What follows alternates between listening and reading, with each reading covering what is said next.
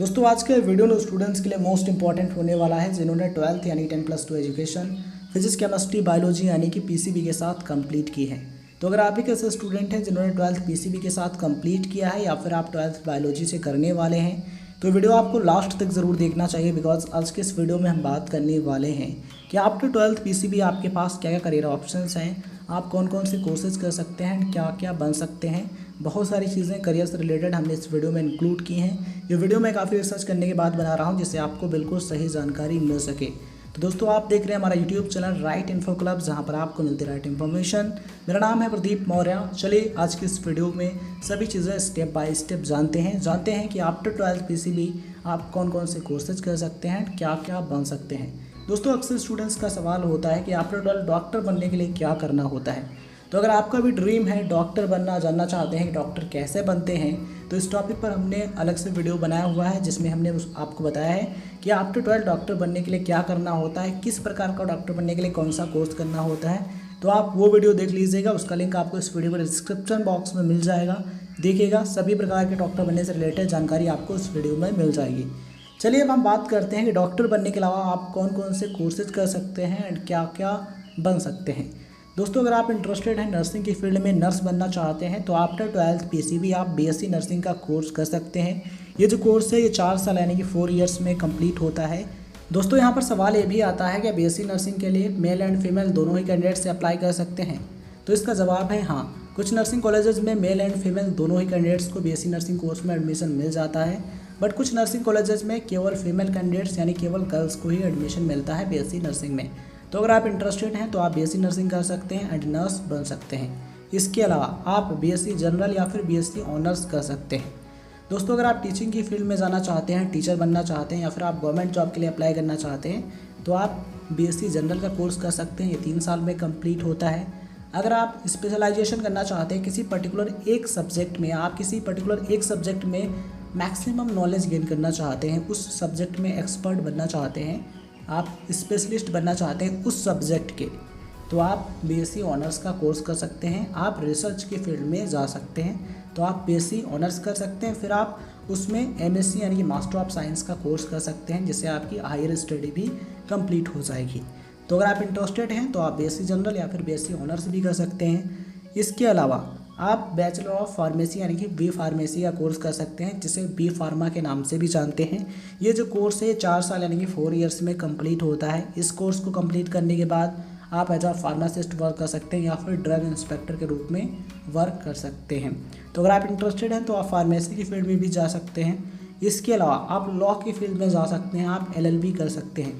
After 12th अगर आप LLB करते हैं तो ये आपका 5 साल यानी कि 5 इयर्स में कंप्लीट होता है। आप बीएससी प्लस एलएलबी कर सकते हैं या फिर बीकॉम या फिर बीए प्लस एलएलबी कर सकते हैं। इसके अलावा अगर आप ग्रेजुएशन के बाद करते हैं एलएलबी तो आपकी 3 साल यानी कि 3 इयर्स में कंप्लीट होती है। तो अगर आप इंटरेस्टेड हैं, लॉयर बनना चाहते हैं, तो आप एलएलबी कोर्स कर सकते हैं और करियर बना सकते हैं। Next BHM bachelor of hotel management. After 12th PCB आप बीएचएम यानी कि बैचलर ऑफ होटल मैनेजमेंट का कोर्स कर सकते हैं। अगर आप होटल मैनेजमेंट की फील्ड में करियर बनाना चाहते हैं तो आप ये कोर्स कर सकते हैं। ये जो कोर्स है 3 से 4 साल में कंप्लीट होता है। इसके अलावा सीए यानी कि चार्टर्ड अकाउंटेंट बनने का जो कोर्स होता है उसे आप कर सकते हैं। अगर आप इंटरेस्टेड हैं तो आप सीए कोर्स कर सकते हैं। ड्यूरेशन की बात करें तो ये जो कोर्स है ये आपका 5 साल में कंप्लीट होता है, लगभग 5 साल में आफ्टर 12th। अगर हम बात करें ग्रेजुएशन की तो आफ्टर ग्रेजुएशन सीए का जो कोर्स है ये 3 साल यानी कि 3 इयर्स में कंप्लीट होता है। आफ्टर 12th पीसीबी आप एनडीए का एग्ज़ाम दे सकते हैं। एनडीए का फुल फॉर्म होता है नेशनल डिफेंस एकेडमी। इसका जो एग्जामिनेशन है इसे यूपीएससी कंडक्ट कराती है। एनडीए एग्ज़ाम के लिए ज़रूरी है कि आप एक मेल एंड अनमैरिड कैंडिडेट हों।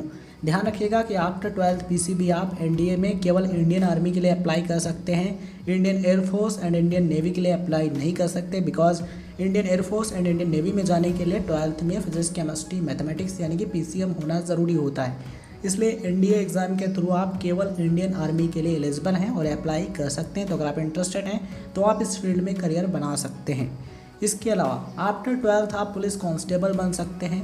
स्टेट पुलिस के द्वारा जो एग्जामिनेशन कंडक्ट कराया जाता है, जब वैकेंसी निकलती है कांस्टेबल की, तो आप उसके लिए अप्लाई कर सकते हैं और पुलिस कांस्टेबल बन सकते हैं आफ्टर 12th। दोस्तों कुछ स्टूडेंट्स का ये भी सवाल रहता है कि आफ्टर 12th पीसीबी यानी कि 12th बायोलॉजी से करने के बाद सॉफ्टवेयर इंजीनियर कैसे बन सकते हैं। तो दोस्तों अगर आपने 12th बायोलॉजी के साथ कंप्लीट किया है और आप एक सॉफ्टवेयर इंजीनियर बनना चाहते हैं तो आफ्टर 12th PCB आप BCA यानी कि बैचलर ऑफ कंप्यूटर एप्लीकेशन का कोर्स कर सकते हैं। BCA करने के बाद आप MCA कर सकते हैं, फिर आप एज आ सॉफ्टवेयर इंजीनियर वर्क कर सकते हैं। इसके अलावा एक दूसरा तरीका भी है, आफ्टर 12th आप 10th बेस पर डिप्लोमा कर सकते हैं। बिकॉज आप बीटेक के लिए एलिजिबल नहीं हैं, बट 10th बेस पर आप डिप्लोमा में एडमिशन ले सकते हैं। डिप्लोमा किस में? कंप्यूटर साइंस एंड इंजीनियरिंग या फिर आप इंफॉर्मेशन टेक्नोलॉजी यानी कि IT में, ठीक है। तो आप CSA या फिर IT में डिप्लोमा कर सकते हैं और उसके बाद आप डिप्लोमा करने के बाद आप बीटेक में एडमिशन ले सकते हैं। बीटेक कंप्लीट करने के बाद एज आ प्रोफेशनल सॉफ्टवेयर इंजीनियर वर्क कर सकते हैं। ध्यान रखिएगा इस दौरान आपको मेहनत खूब करनी होगी, बिकॉज आप मैथमेटिक्स के स्टूडेंट नहीं हैं, ठीक है। इसलिए मेहनत आप करते हैं तो आप एक सॉफ्टवेयर इंजीनियर बन सकते हैं। आई होप ये चीज़ें आपको अच्छे तरीके से समझ में आ गई होंगी।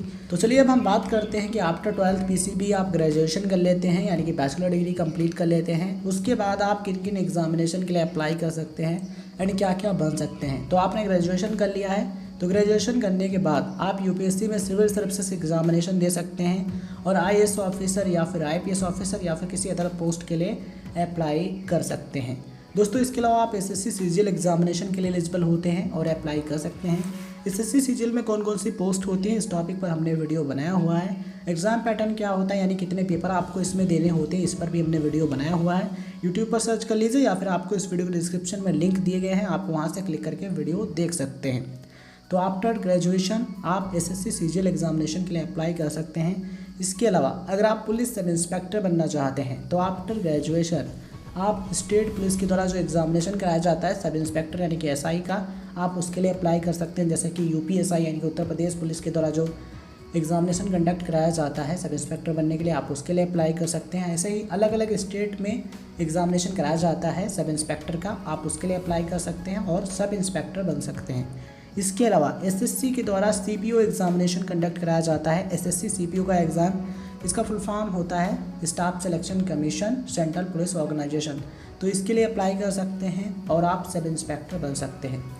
तो आपका जिसमें इंटरेस्ट है आप उस तरीके से सब इंस्पेक्टर बन सकते हैं। इसके अलावा आप बैंक PO एग्जामिनेशन के लिए अप्लाई कर सकते हैं। आफ्टर ग्रेजुएशन आप बैंक PO यानी कि बैंक प्रोबेशनरी ऑफिसर का जो एग्ज़ाम होता है आप उसके लिए अप्लाई कर सकते हैं और बैंक PO बनने के बाद आप बैंक मैनेजर भी बन सकते हैं।